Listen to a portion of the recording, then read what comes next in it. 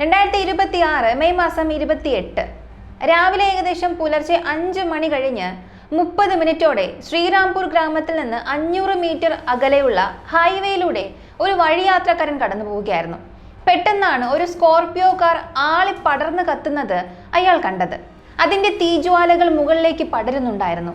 ഈ കാഴ്ച കണ്ട ഉടനെ ആ വ്യക്തി ഫോൺ എടുത്ത് പോലീസിനെ വിളിച്ച് എത്രയും വേഗം സംഭവ സ്ഥലത്തേക്ക് വരാൻ ആവശ്യപ്പെട്ടു. പോലീസ് ഒട്ടും സമയം കളയാതെ ഉടൻ തന്നെ അവിടെ എത്തി. അപ്പോഴും സ്കോർപിയോ കാർ തീക്കുള്ളിൽ അമർന്ന് കത്തുകയായിരുന്നു. പോലീസ് വേഗത്തിൽ ഫയർഫോഴ്സിനെ വിളിച്ചു വരുത്തി. എങ്ങനെയൊക്കെയോ തീ അണച്ചു. അതിനുശേഷം ഉള്ളിലേക്ക് നോക്കി അവർ ഞെട്ടിപ്പോയി. ആരായിരുന്നു ഉള്ളിൽ? എന്തായിരുന്നു ഈ കേസ്? ആരായിരുന്നു അകത്തുണ്ടായിരുന്നത്? സത്യത്തിൽ ഈ കേസ് എന്താണ്? വിശദമായി പറയാം.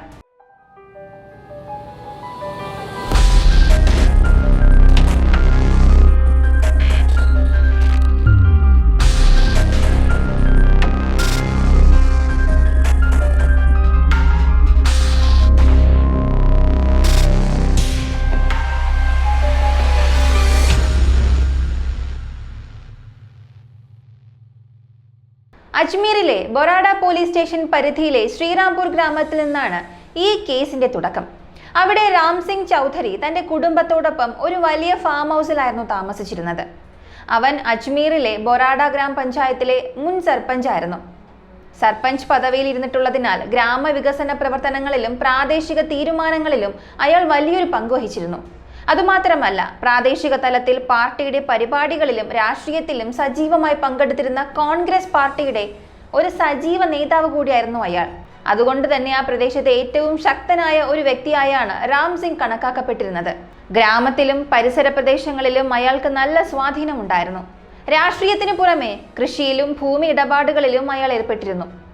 2005 സുനിത ചൗധരി എന്ന സ്ത്രീയുമായിട്ടായിരുന്നു രാം സിംഗിന്റെ വിവാഹം. രണ്ടുപേരും ഏകദേശം 20-22 വർഷമായി ഒപ്പമായിരുന്നു താമസം. സുനിതയ്ക്കും രാം സിംഗിനും ഒരു മകനും ഒരു മകളും ഉൾപ്പെടെ 2 കുട്ടികളുണ്ടായിരുന്നു. മകളുടെ പേര് സരിത. അവൾക്ക് ഏകദേശം 18 വയസ്സ്, മകന് 17 വയസ്സ്. ഈ ചെറിയ കുടുംബം സന്തോഷത്തോടെയാണ് ജീവിച്ചിരുന്നത്. എന്നാൽ 2019 സംഭവിച്ച ഒരു കാര്യം സുനിതയുടെയും 2 കുട്ടികളുടെയും ജീവിതത്തിൽ വലിയൊരു തിരിച്ചടിയായി മാറി. തന്റെ ആദ്യ ഭാര്യയുടെ സമ്മതമില്ലാതെ 2019 രാം സിംഗ് സുരാങ് ദേവി എന്നൊരു സ്ത്രീയെ വീണ്ടും വിവാഹം ചെയ്തു. സുരാൻ ദേവി LLB കഴിഞ്ഞ ഒരു വക്കീലായിരുന്നു. രാഷ്ട്രീയത്തിലും അവർ വളരെ സജീവമായിരുന്നു. കൂടാതെ കോൺഗ്രസ് പാർട്ടിയുടെ ടിക്കറ്റിൽ അവർ ജില്ലാ പരിഷത്ത് അംഗമായി തിരഞ്ഞെടുക്കപ്പെടുകയും ചെയ്തിരുന്നു. പക്ഷേ രാം സിംഗും സുരാനും തമ്മിൽ എങ്ങനെയാണ് കണ്ടുമുട്ടിയത്? നിങ്ങളിപ്പോൾ ഇതായിരിക്കും ചിന്തിക്കുന്നത്. രാം സിംഗ് ചൗധരി ബൊറാഡ ഗ്രാമപഞ്ചായത്തിന്റെ സർപഞ്ചായപ്പോൾ അയാളുടെ കാലാവധി 6 മാസം മാത്രമേ നീണ്ടു നിന്നുള്ളൂ. കാരണം അയാൾ പഞ്ചായത്തിലെ ഗവൺമെന്റ് സെക്രട്ടറിയെ ക്രൂരമായി മർദ്ദിച്ചു. ഇതിനുശേഷം സെക്രട്ടറി പോലീസ് സ്റ്റേഷനിൽ പരാതി നൽകുകയും പോലീസ് രാം സിംഗിനെ അറസ്റ്റ് ചെയ്ത് ജയിലിലടക്കുകയും ചെയ്തു. ഈ ക്രിമിനൽ കേസ് കാരണം സർക്കാർ അയാളെ സർപഞ്ച് സ്ഥാനത്ത് നിന്നും സസ്പെൻഡ് ചെയ്യുകയും അയാൾ പോലീസ് റെക്കോർഡുകളിൽ ഒരു ഹിസ്റ്ററി ഷീറ്ററായി മാറുകയും ചെയ്തു. രാം സിംഗിന്റെ കേസ് നടത്തുന്നതിനുള്ള ചുമതല സുരാനാണ് നൽകപ്പെട്ടത്. കാരണം അവൾ തൊഴിൽപരമായി ഒരു ക്രിമിനൽ അഡ്വക്കേറ്റ് ആയിരുന്നു. കേസിന്റെ രേഖകൾ, ജാമ്യ നടപടികൾ, ചോദ്യം ചെയ്യൽ എന്നിവയ്ക്കായി സുരാൻ നിരന്തരം ജയിലിൽ വന്ന് രാം സിംഗിനെ കാണാറുണ്ട്. ഇതേ തുടർന്ന് ഇരുവരും തമ്മിൽ അടുപ്പത്തിലാവുകയും പരസ്പരം ഇഷ്ടപ്പെടാൻ തുടങ്ങുകയും ചെയ്തു. ജയിലിൽ നിന്നും പുറത്തിറങ്ങിയ ശേഷം 2019 രാം സിംഗ് രഹസ്യമായി സുരാനെ പ്രണയിച്ച് വിവാഹം കഴിച്ചു. അവൻ സുനിതയോട് ഇക്കാര്യത്തെക്കുറിച്ച് ഒന്നും തന്നെ പറഞ്ഞിരുന്നില്ല. അതുകൊണ്ട് തന്നെ വിവാഹശേഷം രാം സിംഗ് സുരാനെ വീട്ടിലേക്ക് കൂട്ടിക്കൊണ്ടുവന്നപ്പോൾ ഇരുവരെയും ഒരുമിച്ച് കണ്ട സുനിതയ്ക്ക് വലിയ ഞെട്ടലാണ് ഉണ്ടായത്. അവളുടെ ലോകം തന്നെ ഇല്ലാതായതുപോലെ തോന്നി. അവളെ 2ാം വിവാഹത്തെ ശക്തമായി എതിർത്തു. എന്നാൽ രാം സിംഗ് അവളെ കാര്യങ്ങൾ പറഞ്ഞ് മനസ്സിലാക്കാനോ ശാന്തയാക്കാനോ ശ്രമിക്കുന്നതിന് പകരം അവളെ മർദ്ദിക്കുകയാണ് ചെയ്തത്. സുനിതയും മക്കളും താമസിച്ചിരുന്ന അതേ ഫാം ഹൗസിൽ തന്നെ അവൻ സുരാനെയും താമസിപ്പിച്ചു. ഒരേ മേൽക്കൂരയ്ക്ക് കീഴിൽ 1-2 ഭാര്യമാർ ഒരുമിച്ച് താമസിക്കാൻ തുടങ്ങിയതോടെ വീട്ടിലെ അന്തരീക്ഷം പൂർണ്ണമായും മാറി. എങ്കിലും എങ്ങനെയൊക്കെയോ സുനിത തന്റെ മക്കൾക്ക് വേണ്ടി ഈ ബന്ധം അംഗീകരിക്കുകയും എല്ലാവരും ഒരുമിച്ച് താമസിക്കാൻ തുടങ്ങുകയും ചെയ്തു. ഇങ്ങനെ സമയം കടന്നുപോയി. രാം സിംഗിന്റെയും സുരാന്റെയും വിവാഹം കഴിഞ്ഞിട്ട് 6 വർഷങ്ങൾ പിന്നിട്ടു. അവൻ 2 ഭാര്യമാരുമായി സന്തോഷത്തോടെയായിരുന്നു ജീവിതം നയിച്ചിരുന്നത്. എന്നാൽ 2026 മെയ് മാസം 28 സംഭവിച്ചൊരു കാര്യം ആ കുടുംബത്തെ എന്നേക്കുമായി തകർത്തു കളഞ്ഞു. മെയ് 28 രാവിലെ ഏകദേശം പുലർച്ചെ 5 മണി കഴിഞ്ഞ് 30 മിനിറ്റോടെ ശ്രീറാംപൂർ ഗ്രാമത്തിൽ നിന്നും 500 മീറ്റർ അകലെയുള്ള ഹൈവേയിലൂടെ ഒരു വ്യക്തി കടന്നു പോവുകയായിരുന്നു. പെട്ടെന്നാണ് ഒരു സ്കോർപിയോ കാറിന് തീ പിടിച്ചതും അതിന്റെ തീജ്വാലകൾ ദൂരേക്ക് പടർന്നതും അയാൾ കണ്ടത്. ഇതിനുശേഷം അയാൾ ഫോൺ എടുത്ത് ആ വീഡിയോ പകർത്തി. തുടർന്ന് പോലീസിനെ വിവരമറിയിക്കുകയും ചെയ്തു. പോലീസ് ഒട്ടും സമയം കളയാതെ വേഗത്തിൽ സംഭവസ്ഥലത്തെത്തി. ഉടൻ തന്നെ ഫയർഫോഴ്സിനെ വിളിച്ചു വരുത്തി എങ്ങനെയൊക്കെയോ തീ അണച്ചു. നോക്കി നിൽക്കെ അവിടെ വലിയൊരു ജനക്കൂട്ടം തടിച്ചുകൂടി. തീ അണച്ചതിന് ശേഷം പോലീസ് സ്കോർപിയോ കാർ തുറന്നു നോക്കിയപ്പോൾ ഉള്ളിലെ ആ കാഴ്ച ഭയാനകമായിരുന്നു. കാറിനുള്ളിൽ 1 2 അല്ല, ആകെ 3 മൃതദേഹങ്ങളായിരുന്നു ഉണ്ടായിരുന്നത്. അവ വളരെ മോശം അവസ്ഥയിലായിരുന്നു. വെറും അസ്ഥികൂടങ്ങൾ മാത്രമാണ് അവശേഷിച്ചിരുന്നത് എന്ന് പറയാം. ഇത് കൂടാതെ മറ്റൊരു മൃതദേഹം കാറിൽ നിന്നും അല്പം മാറിക്കിടപ്പുണ്ടായിരുന്നു. അത് ഒരു സ്ത്രീയുടേതായിരുന്നു. അതും ക്രൂരമായി പൊള്ളിയ നിലയിലായിരുന്നു. പോലീസ് മൃതദേഹങ്ങൾ കസ്റ്റഡിയിലെടുത്ത് ആശുപത്രിയിലേക്ക് കൊണ്ടുപോയി. മറുഭാഗത്ത് സംഭവ സ്ഥലത്ത് നിന്ന് തെളിവുകൾ ശേഖരിക്കുന്നതിനായി ഫോറൻസിക് സംഘത്തെയും വിളിച്ചു വരുത്തി. അവർ 3 മൃതദേഹങ്ങളുടെയും DNA സാമ്പിളുകൾ ശേഖരിച്ചു. ആശുപത്രിയിൽ ഡോക്ടർമാർ ആ സ്ത്രീയെ പരിശോധിച്ച ശേഷം അവൾ മരിച്ചതായും പോലീസിനെ അറിയിച്ചു. ഇതറിഞ്ഞ പോലീസ് 4 മൃതദേഹങ്ങളും കസ്റ്റഡിയിലെടുത്ത് പോസ്റ്റ്മോർട്ടത്തിനായി അയക്കുകയും ഇവരെ തിരിച്ചറിയാനുള്ള ശ്രമങ്ങൾ ആരംഭിക്കുകയും ചെയ്തു. തുടക്കത്തിൽ ഇതൊരു അപകടമാണെന്നാണ് എല്ലാവരും കരുതിയത്. എന്നാൽ യഥാർത്ഥത്തിൽ അങ്ങനെ ആയിരുന്നോ? ഇതറിയണമെന്നുണ്ടെങ്കിൽ ആദ്യം തന്നെ ഈ 4 പേരെയും തിരിച്ചറിയേണ്ടത് അത്യാവശ്യമായിരുന്നു. പോലീസ് ആദ്യം കാറിന്റെ നമ്പർ പ്ലേറ്റും അതിന്റെ എഞ്ചിൻ ചേസിസ് നമ്പറുകളും പരിശോധിച്ചു. ഇതിലൂടെ ഈ കാർ മുൻ സർപഞ്ച് രാംസിംഗ് ചൗധരിയുടെ പേരിൽ രജിസ്റ്റർ ചെയ്തതാണെന്ന് ഉടൻ തന്നെ വ്യക്തമായി. അവന്റെ ഫാം ഹൗസ് ഹൈവേയിൽ നിന്നും വെറും 500 മീറ്റർ മാത്രം അകലെയായിരുന്നു.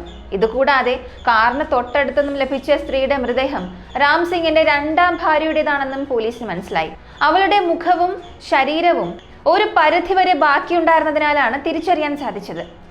അതിനാൽ മൃതദേഹം തിരിച്ചറിയാൻ പോലീസ് ആളുകളോട് ആവശ്യപ്പെട്ടപ്പോൾ അത് മറ്റാരുമല്ല സുരാൻ തന്നെയാണെന്ന് അവർ പെട്ടെന്ന് തിരിച്ചറിഞ്ഞു. സുരാനെ തിരിച്ചറിഞ്ഞതോടെ കാറിലുണ്ടായിരുന്ന ബാക്കി ആളുകളും ഈ കുടുംബത്തിലെ തന്നെ അംഗങ്ങളാണെന്ന് ഉറപ്പായി. ഫോറൻസിക് സംഘം എല്ലുകളുടെ ഘടനയിൽ നിന്നും പല്ലുകളിൽ നിന്നും മരിച്ചവരുടെ പ്രായം കണക്കാക്കുകയും കാറിനുള്ളിൽ രാംസിംഗ് കൂടാതെ കണ്ടെത്തിയ മറ്റ് 2 മൃതദേഹങ്ങൾ 85 വയസ്സുള്ള ഒരു വൃദ്ധയുടേതും 32 വയസ്സുള്ള ഒരു സ്ത്രീയുടേതുമാണെന്ന് പോലീസിനോട് പറയുകയും ചെയ്തു. പോലീസിനിപ്പോൾ ഈ 4 മൃതദേഹങ്ങളെക്കുറിച്ചുമുള്ള വിവരങ്ങൾ ലഭിച്ചു കഴിഞ്ഞിരുന്നു. അതിനാൽ പോലീസ് ഒട്ടും സമയം കളയാതെ രാംസിംഗിന്റെ വീട്ടിലെത്തി. അവിടെ വെച്ച് അവർ സുനിതയെ കണ്ടുമുട്ടി. കാർ അപകടത്തെക്കുറിച്ച് പോലീസ് സുനിതയോടും മകളോടും പറഞ്ഞ ഉടൻ തന്നെ അവർ ഞെട്ടിത്തരിച്ചുപോയി. അവർ പൊട്ടിക്കരയാനും തുടങ്ങി. ഈ സമയത്താണ് രാംസിംഗ് 2 വിവാഹം കഴിച്ചിട്ടുണ്ടെന്നും സുനിത അവന്റെ ആദ്യ ഭാര്യയാണെന്നും പോലീസ് അറിയുന്നത്. പോലീസ് അവളെ ആശ്വസിപ്പിച്ചുകൊണ്ട് ചോദിച്ചു. അപ്പോൾ സുനിത അവരോട് പറഞ്ഞു, മെയ് മാസം 27 അർദ്ധരാത്രിയിൽ രാംസിംഗിന്റെ പ്രായമായ അമ്മയായ പൂസി അവർക്ക് പെട്ടെന്ന് സുഖമില്ലാതായി. അവരുടെ അവസ്ഥ കണ്ട് രാംസിംഗും സുരാൻ ദേവിയും അനന്തരവൾ മഹിമ ചൗധരിയും ചേർന്ന് അവരെ ചികിത്സയ്ക്കായി അജ്മീറിലെ ഒരു ആശുപത്രിയിലേക്ക് കൊണ്ടുപോകാൻ സ്കോർപിയോയിൽ ഇറങ്ങിയതായിരുന്നു. പോകുന്ന വഴിയിൽ കാറിന് പെട്ടെന്നുണ്ടായ എന്തെങ്കിലും സാങ്കേതിക തകരാറോ ഷോർട്ട് സർക്യൂട്ടോ കാരണം തീപിടിച്ചതാകാം. ഇത്രയും പറഞ്ഞ് സുനിത വീണ്ടും കരയാൻ തുടങ്ങി. അപ്പോഴാണ് സുനിതയുടെ 17 വയസ്സുള്ള മകനിലേക്ക് പോലീസിന്റെ ശ്രദ്ധ തിരിഞ്ഞത്. അവൻ യാതൊരു ഭാവവ്യത്യാസവും ഇല്ലാതെ അവിടെ ഇരുന്ന് ചായ കുടിക്കുകയായിരുന്നു. അവനെ കണ്ടിട്ട് തന്റെ പിതാവിന്റെ വിയോഗത്തിൽ യാതൊരു സങ്കടവും ഇല്ലാത്തതുപോലെ തോന്നി. ഇതേ തുടർന്ന് പോലീസിന് അവനിൽ ചില സംശയങ്ങൾ തോന്നി തുടങ്ങി. എന്നാൽ ഇപ്പോൾ അവരുടെ പക്കൽ തെളിവുകളൊന്നും ഉണ്ടായിരുന്നില്ല. അതുകൊണ്ട് പോലീസ് അവിടെ നിന്നും നിശബ്ദമായി മടങ്ങുകയും എന്തെങ്കിലും സൂചന ലഭിക്കാനായി ആദ്യം കാർ നന്നായി പരിശോധിക്കുകയും ചെയ്തു. അന്വേഷണത്തിനിടയിൽ പോലീസ് ഒരു കാര്യം ശ്രദ്ധിച്ചു. ഓടിക്കൊണ്ടിരിക്കുന്ന ഒരു വാഹനത്തിൽ ഷോർട്ട് സർക്യൂട്ട് കാരണം ഭയങ്കരമായി തീപിടുത്തം ഉണ്ടാവുകയും വണ്ടി പൂർണ്ണമായും കത്തുകയും ചെയ്താൽ അതിന്റെ ഇന്ധന ടാങ്ക് പൊട്ടിത്തെറിക്കാറുണ്ട്. എന്നാൽ രാംസിംഗിന്റെ കാറിന്റെ ഡീസൽ ടാങ്ക് പൂർണ്ണമായും സുരക്ഷിതമായിരുന്നു. അത് പൊട്ടിത്തെറിച്ചിരുന്നില്ല. ഇതിൽ നിന്നും തീപിടുത്തം എഞ്ചിന്റെ തകരാറ് കൊണ്ടോ ഷോർട്ട് സർക്യൂട്ട് കൊണ്ടോ ഉണ്ടായതല്ല എന്നും വണ്ടിക്ക് പുറത്ത് നിന്ന് ഇന്ധനം ഒഴിച്ച് തീ കൊളുത്തിയതാണെന്നും പോലീസിന് മനസ്സിലായി. ഇതുകൂടാതെ കാറ് റോഡ് അരികിലാണ് നിർത്തിയിട്ടിരുന്നത്. അതിന്റെ ഗിയർ ന്യൂട്രലായിരുന്നു. ഇതിനർത്ഥം വണ്ടി ഓടിച്ചു കൊണ്ടുവന്നതല്ല, മറിച്ച് അത് ഓഫാക്കിയ ശേഷം തള്ളി അവിടെ കൊണ്ടുവന്ന് നിർത്തിയതാണ്. അതുമാത്രമല്ല, പോസ്റ്റ്മോർട്ടം റിപ്പോർട്ടിൽ ഈ അപകടത്തിന് പിന്നിൽ ആസൂത്രിതമായ ഒരു ഗൂഢാലോചനയുണ്ടെന്നത് വ്യക്തമായി പറഞ്ഞു.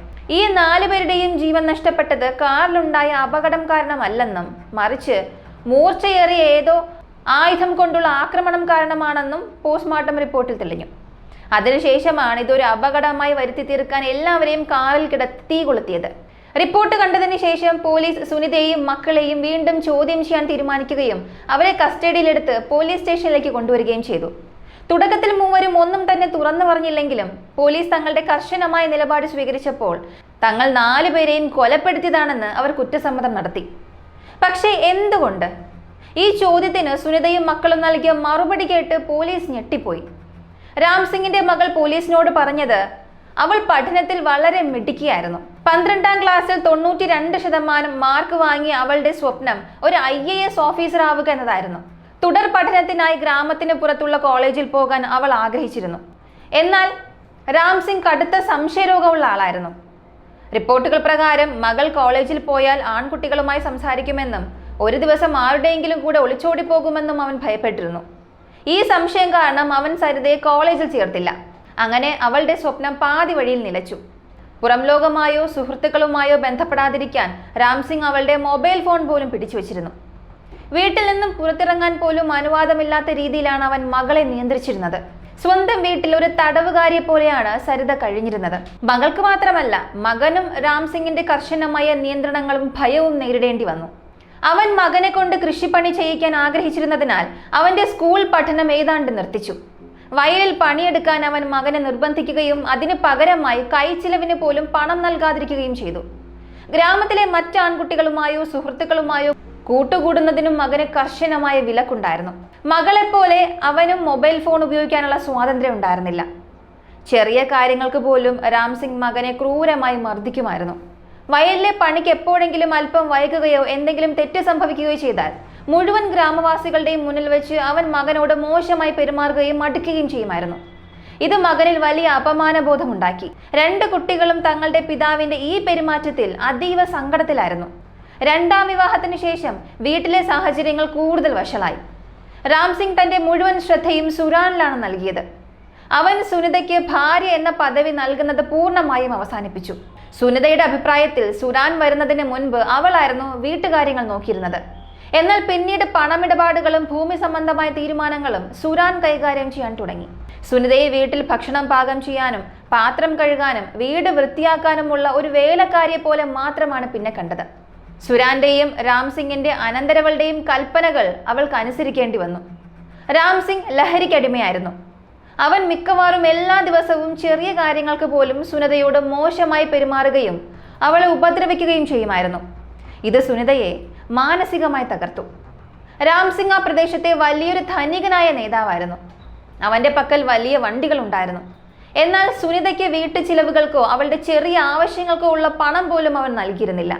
പകരം എല്ലാ പണവും സുരാന് വേണ്ടിയാണ് ചിലവഴിച്ചിരുന്നത്. തന്റെ സ്വത്തുക്കളും ഭൂമിയും ആഡംബര വാഹനങ്ങളുമെല്ലാം 2ാം ഭാര്യയായ സുരാന്റെ പേരിലേക്ക് എഴുതി വയ്ക്കുമെന്നും സുനിതയെയും മക്കളെയും വീട്ടിൽ നിന്നും ഇറക്കിവിടുമെന്നും അവൻ എപ്പോഴും ഭീഷണിപ്പെടുത്തുമായിരുന്നു. ഈ നിരന്തരമായ പീഡനവും ദിവസേനയുള്ള വഴക്കുകളും കാരണം സുനിത പൂർണ്ണമായും തകർന്നുപോയി. അമ്മയുടെ ഈ അവസ്ഥ കണ്ട് മകന് കടുത്ത വിഷമം തോന്നിയെങ്കിലും രാംസിംഗ് നിന്റെ പിതാവാണ്, അവനെ ബഹുമാനിക്കേണ്ടത് നിന്റെ കടമയാണെന്നും സുനിത മകനെ പറഞ്ഞു പഠിപ്പിച്ചു. ശാന്തനാക്കുകയായിരുന്നു പതിവ്. എന്നാൽ ഇപ്പോൾ കാര്യങ്ങൾ കൈവിട്ടുപോയി. അതുകൊണ്ട് മകൻ തന്റെ പിതാവിനെ കൊലപ്പെടുത്താൻ തന്നെ തീരുമാനിച്ചു.